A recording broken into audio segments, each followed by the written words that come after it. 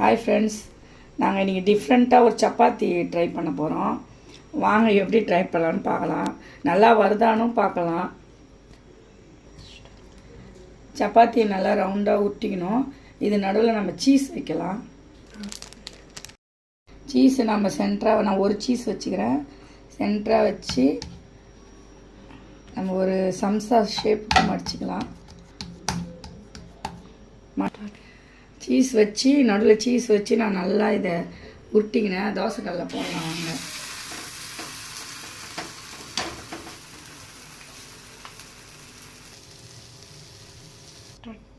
நல்லா சீஸ் வச்சு உள்ளே நல்லா வெந்துருச்சு.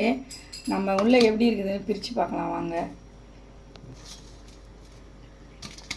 நல்லா வெந்துருச்சு. சூடாக இருக்குது, என்னால் பிக்க முடியல.